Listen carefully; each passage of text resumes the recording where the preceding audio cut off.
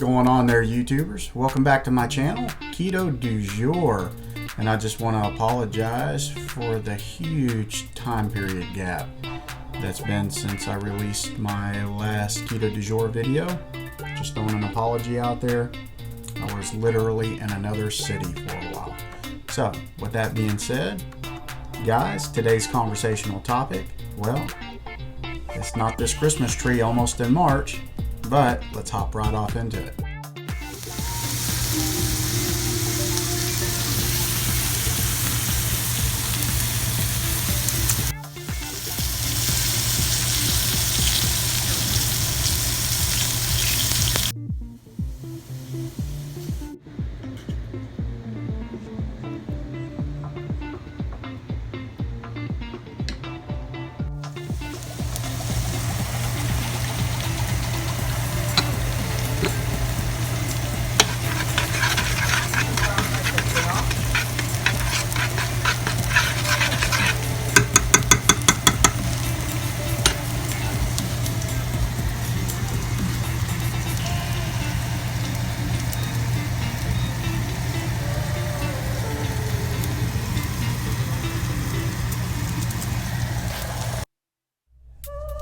Well, there you have it. It's all about steaks, guys.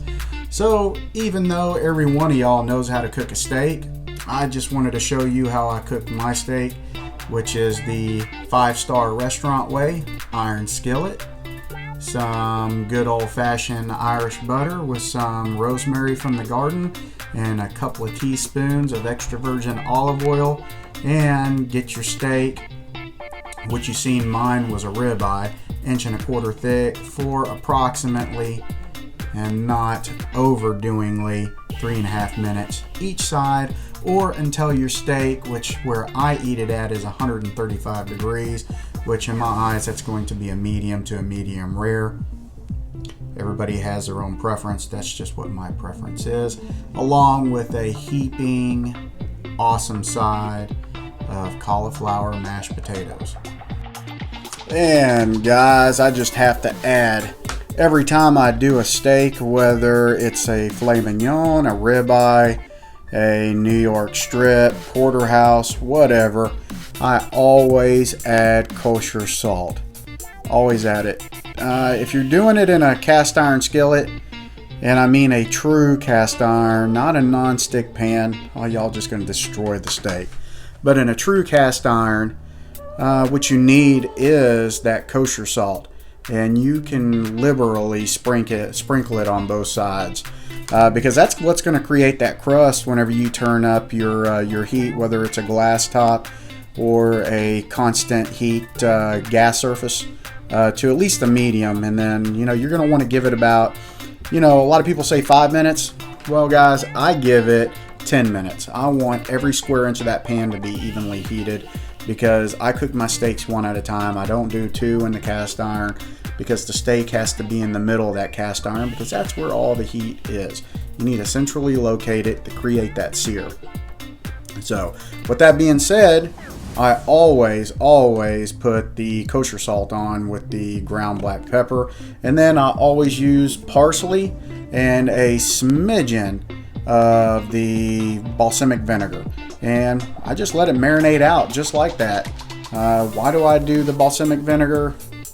If some of y'all were asking, god dang it, I don't know. Maybe the same reason why I put Worcestershire sauce in my mashed potatoes.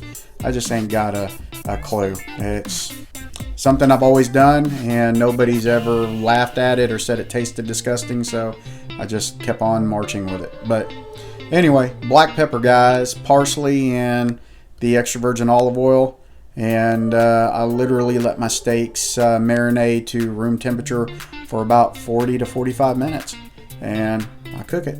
And I cook it without worrying my meat. And if y'all don't know what that means, that's constantly fidgeting with your meat. Just leave your meat alone. Every time you touch your meat, you're ruining the steak. And yeah, flip your steak the second time over, and voila, it's all done. I just want to add, don't ever trust a cheap meat thermometer. Spend money on a good meat thermometer, because if you're spending good money on a steak, well, you want a good meat thermometer. for sure. Which brings up the next conversational topic. If you're going to cook a steak on a cast iron skillet, I know there's a lot of barbecue boys out there. I'm a barbecue boy, but you don't barbecue a steak. You grill a steak or you cook a steak on a cast iron. I would say that cooking a cast iron steak is probably better than grilling a steak. Am I going to go to hell for that? I don't know. We'll find out. Spend money on the steak. And there you have it, guys. Just throw in there real quick. I did a ribeye.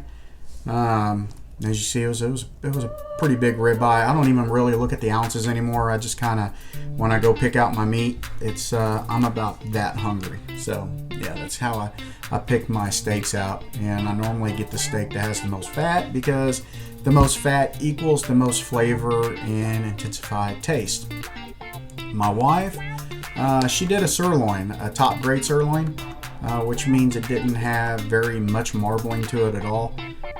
But doing it on the cast iron, I did hers for 1.5 minutes, and I think her ribeye, or her sirloin, was probably somewhere in the neighborhood of 1 inch thick. So 1.5 minutes each side gave her a medium cook with a nice sear. And that's even searing the 360 degrees all the way around as well to lock it all in. All right, guys, so I just want to say, don't knock it until you try it. If you, my friends, get in there and cook you a steak on a cast iron pan and it comes out tasting like crap, well, it's still not my fault. I appreciate the subscriptions and the views, guys, and if you're new to my channel, please subscribe and hit that notification icon and leave a comment. Ask me some questions. Until next time, stay hungry, my friends.